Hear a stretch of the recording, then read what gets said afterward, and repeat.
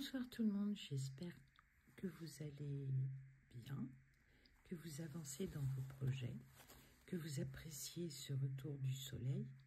L'année dernière, je ne sais plus où j'ai vu ça ou entendu, on a eu quasiment une année de pluie.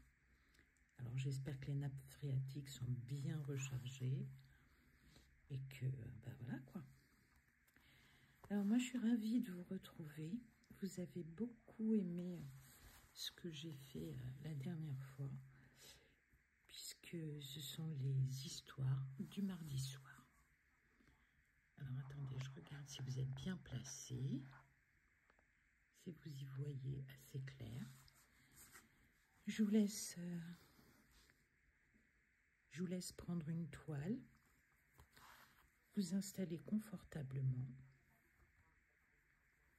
Moi, vous voyez, je suis sur l'envolée de grue.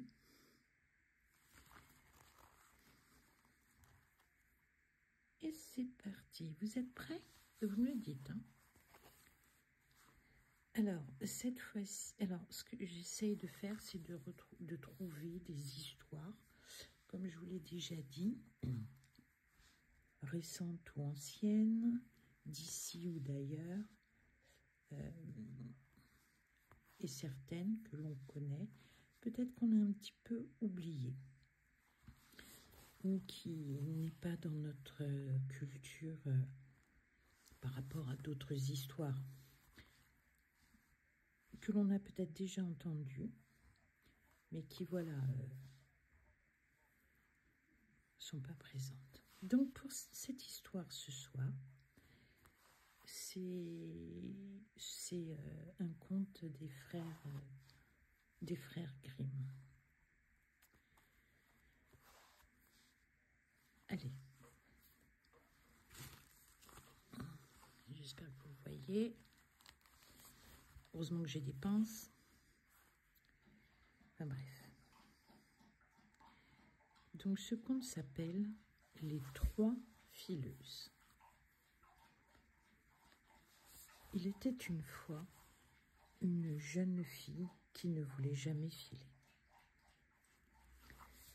Sa mère avait beau dire et se fâcher, elle n'arrivait pas à la faire travailler.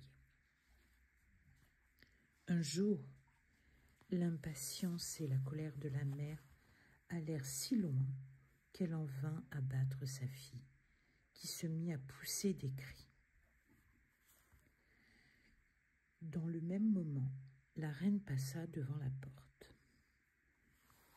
Émue de ses cris, elle fit arrêter sa voiture, entra dans la maison et demanda à la mère pourquoi elle battait son enfant au point qu'on l'entendait de la rue.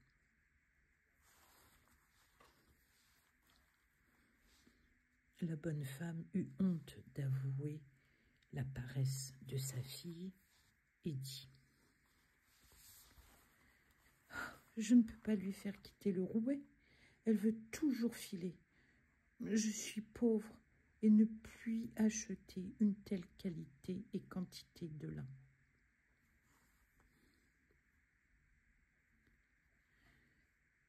« Je n'aime rien tant que de voir nier, répondit la reine, et je ne suis jamais si gaie qu'en entendant tourner les rouets. Donnez-moi votre fille pour la mener au château. J'ai assez de lin pour qu'elle y file tant qu'elle voudra. »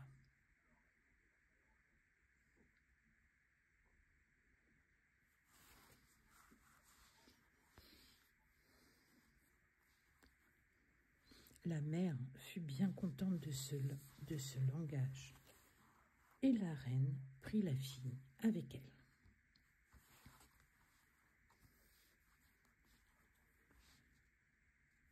Dès qu'elles furent arrivées au château, la reine conduisit la jeune fille dans 3 chambres, toutes remplies du haut en bas de lin magnifique.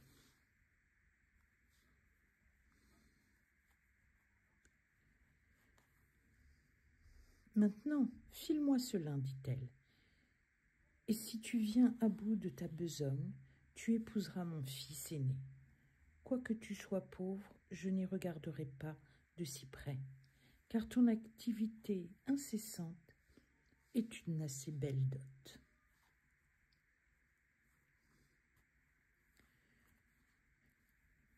La jeune fille était mortellement effrayée. Jamais elle n'eût su filer ce lin, quand elle eut vécu 300 ans et se fut mise à filer du matin au soir.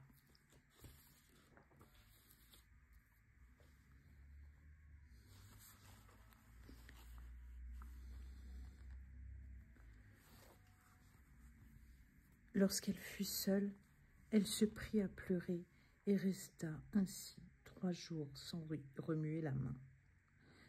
Le 3e jour, la reine revint, et voyant que rien n'était fait, elle parut bien étonnée. Mais la jeune fille s'excusa sur la tristesse qu'elle éprouvait d'avoir quitté la maison de sa mère. La reine n'y trouva rien à redire. Seulement en sortant, elle dit « Il faut pourtant que demain tu te mettes à la besogne. » De nouveau, lorsque la jeune fille fut seule, ne sachant où trouver aide et conseil, dans sa tristesse, se mit à sa fenêtre. Alors, elle vit venir 3 femmes, dont la première avait un gros pied large, l'autre une lèvre si épaisse qu'elle lui pendait jusqu'au menton. Quant à la 3e, un pouce plat. Quand elles furent au-dessous de la fenêtre, elles s'arrêtèrent, regardèrent en haut et demandèrent à la jeune fille ce qu'elle avait. Elle leur raconta ses tourments. Les 3 inconnus lui proposèrent de l'aider et lui dirent «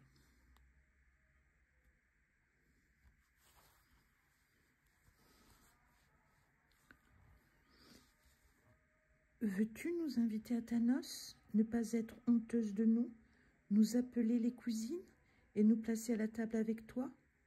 Eh bien, nous te filerons cela, et en peu de temps. » « De tout mon cœur, répliqua-t-elle, entrez seulement et commencez tout de suite votre tâche. »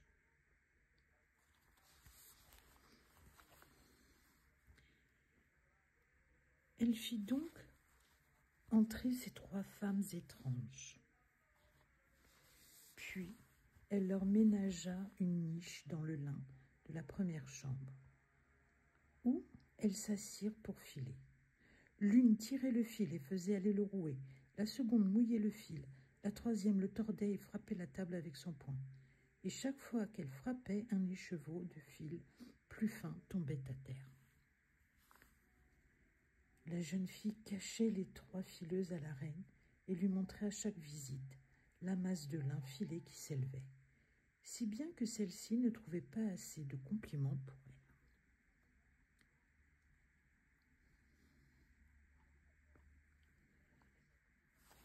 elle. La première chambre épuisée, on attaqua la seconde, puis la 3e, qui fut bientôt vide aussi. Alors, les trois femmes prirent congé de la jeune fille en lui disant « N'oublie pas ce que tu nous as promis, ce sera le gage de ton bonheur. »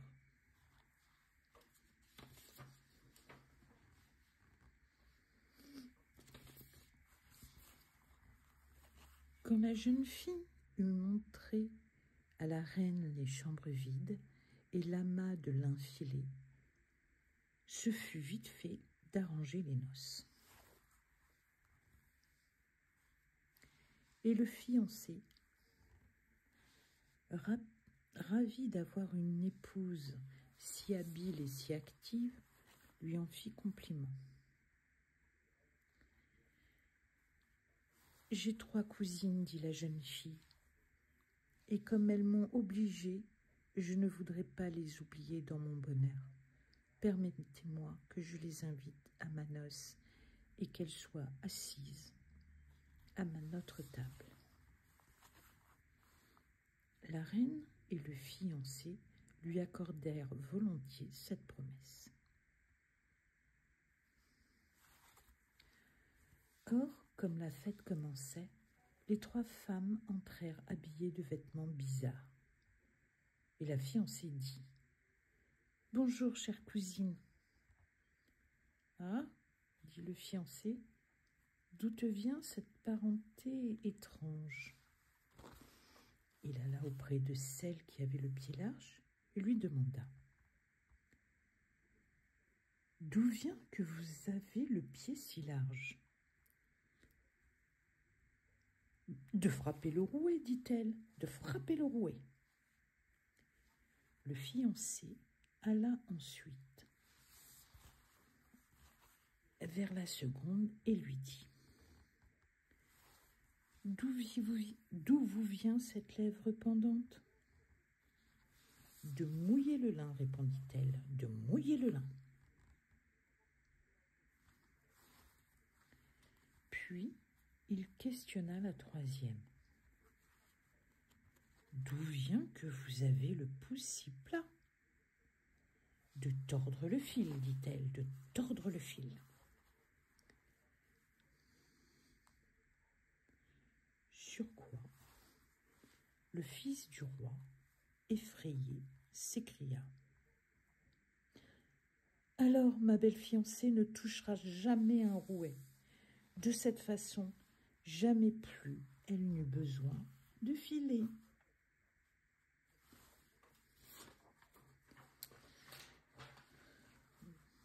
Donc voilà, c'est fini.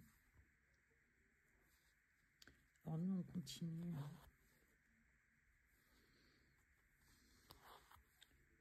On continue. C'est vrai que je ne lis pas aussi bien que j'aimerais pouvoir vous le lire. Mais voilà, c'est notre côté conte, imaginaire qui fait du bien. Surtout dans une situation économique et aussi délétère. Je voulais dire géopolitique, hein, mais vous avez corrigé. Donc voilà, donc là on est arrivé aux frères Grimm. Donc cette histoire, on peut la trouver avec des petites variations, mais globalement c'est la même chose. C'est suivant la traduction. Oui, je l'ai bien aimé cette histoire parce qu'en fait, j'ai beau me creuser la tête, je la connais pas, quoi. Ça ne m'évoquait rien. Je connaissais pas du tout. Et vous dites-moi dans les commentaires si vous connaissiez cette histoire des frères Grimm. Donc on est en Allemagne avec les frères Grimm. Et je l'ai trouvée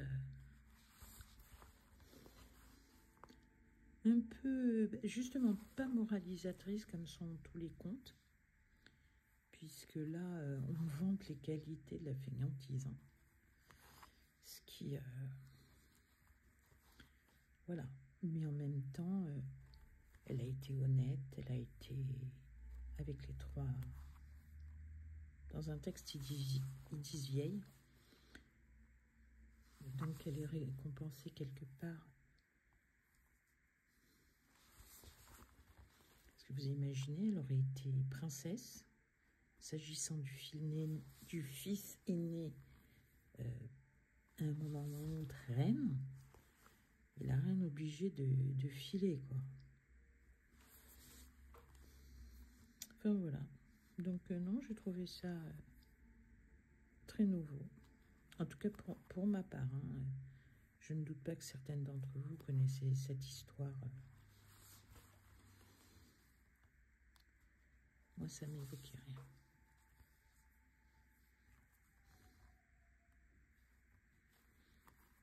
commence dans nous, on continue la couleur 26. Alors j'essaye de vous trouver des histoires pas forcément originales, mais pardon, parmi les peut-être les moins connus.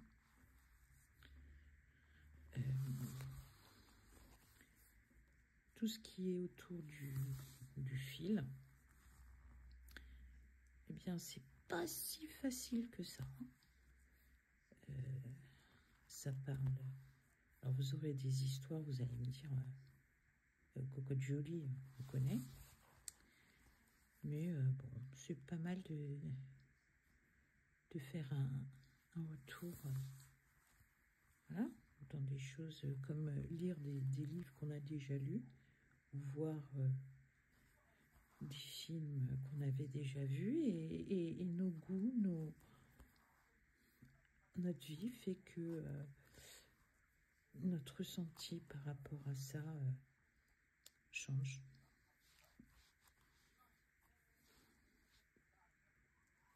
Oh bah c'est mignon. Pas des carabistouilles comme ça, hein.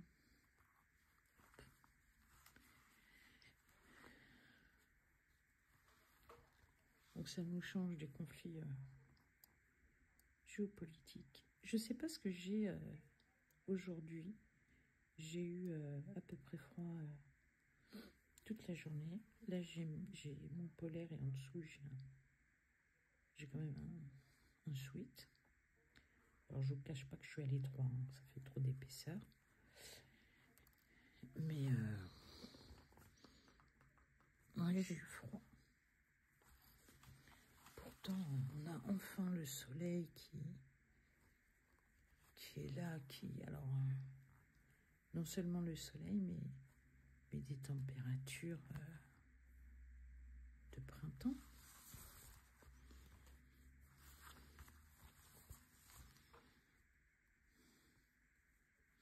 Alors, je disais, si vous avez des suggestions de textes à me faire, n'hésitez pas.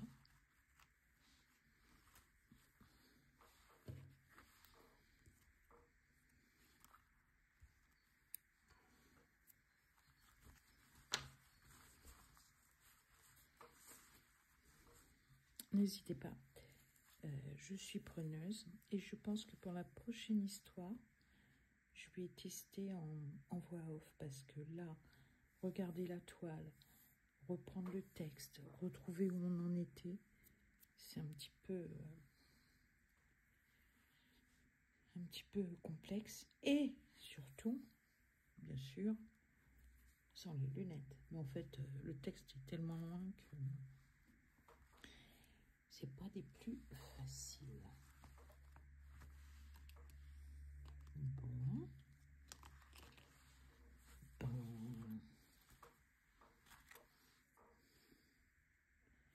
Alors, je sais plus quand, c'est ce week-end, j'ai retrouvé deux parapluies en fil aiguille. Alors, je rigolais parce que Nadia, son mari et elle, retrouvent des aiguilles partout. Et chez moi, ce sont les enfile-aiguilles. C'est... je voudrais le faire exprès que j'y arriverai pas.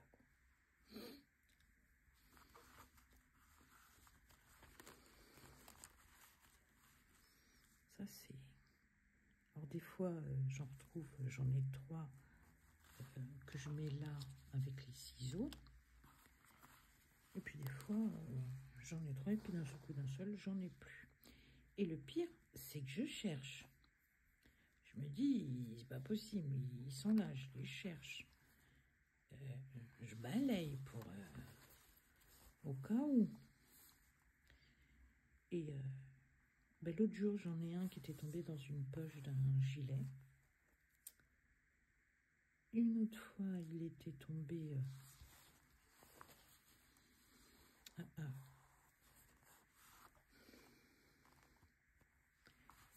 il était tombé par terre, mais Ben, je ne voyais pas. Alors, je n'avais pas encore balayé. Et une autre fois, ben, il était tout simplement sur la table. Et je ne le voyais pas. Et c'est en mettant la table que je l'ai retrouvé.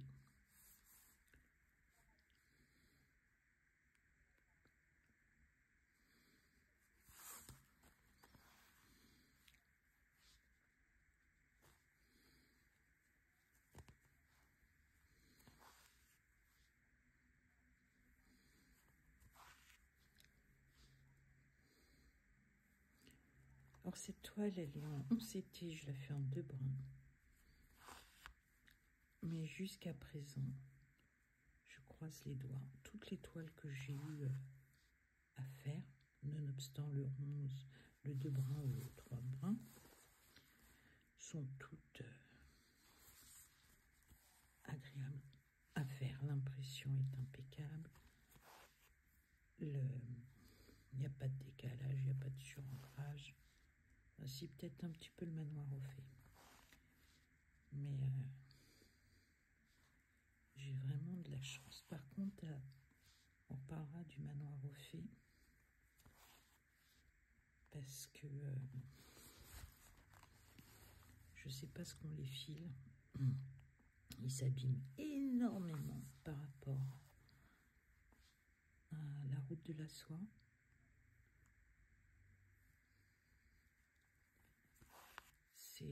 C'est vraiment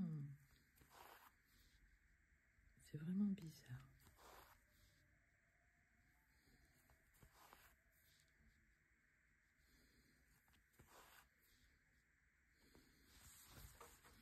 Et pareil, j'ai été obligée de reprendre un cul-snap. Oups, un coup chaviré.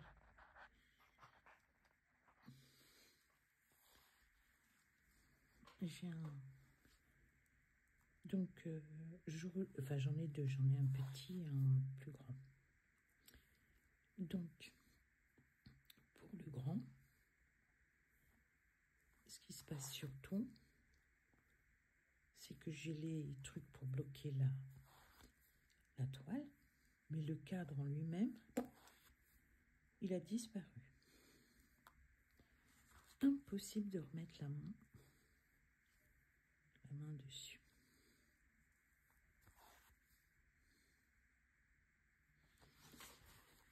Ça doit être le tour d'un méchant léprechaun.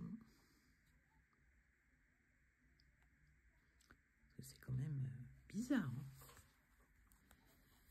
franchement bizarre.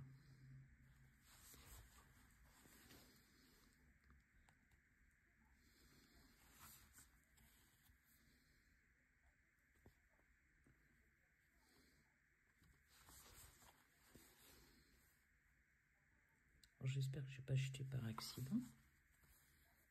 Mais ça m'étonne. Enfin, je veux dire, je vois pas comment j'aurais pu m'y prendre.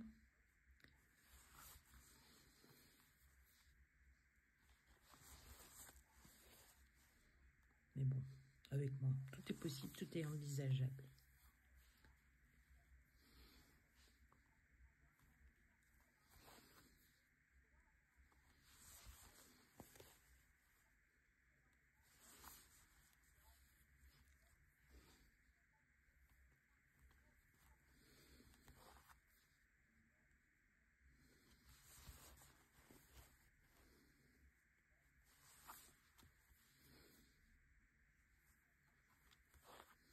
Alors, je vais continuer ensuite sans fond. Là, on aura fait 2 brins ensemble.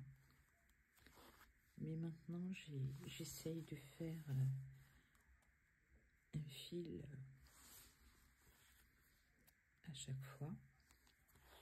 Donc, 6 brins sur toutes mes toiles. Ce qui n'est pas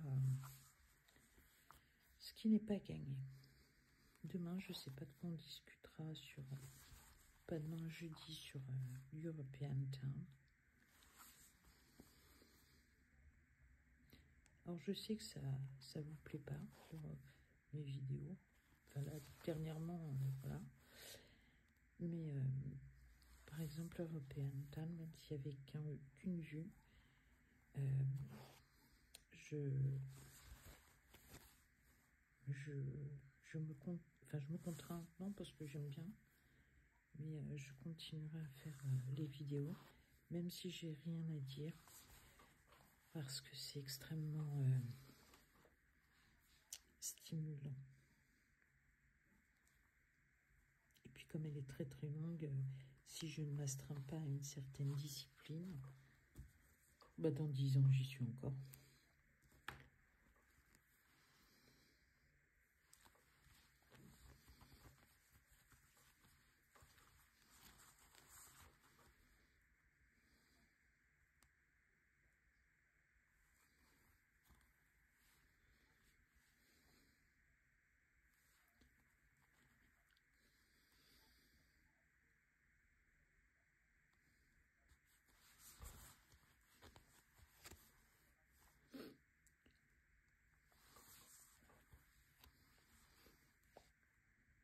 Alors aujourd'hui aussi, je voulais avoir une petite pensée pour Carole.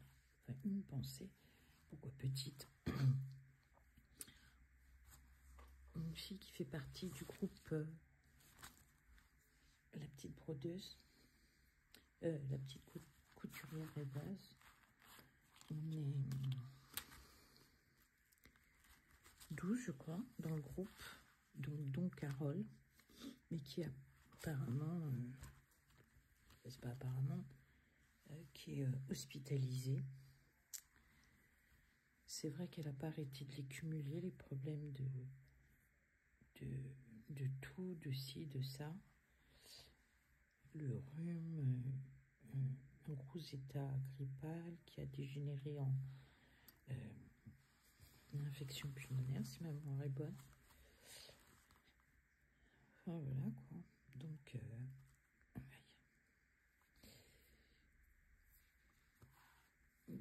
mes pensées, je pense fort à toi, je te souhaite de vite aller mieux. Enfin, voilà.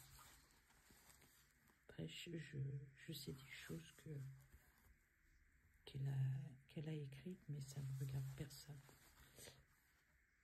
Sur les examens qu'elle passe, sur ce qu'elle recherche, etc.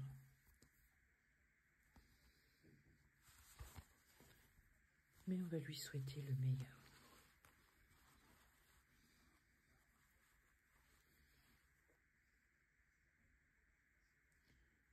En tout cas, pour moi, je vais vous dire, je vais vous souhaiter une bonne soirée, une bonne nuit. Je vais prendre un Doliprane parce que je pense que je suis fiévreuse. Je vous embrasse bien fort et je vous dis à très bientôt pour une prochaine vidéo. Bye bye!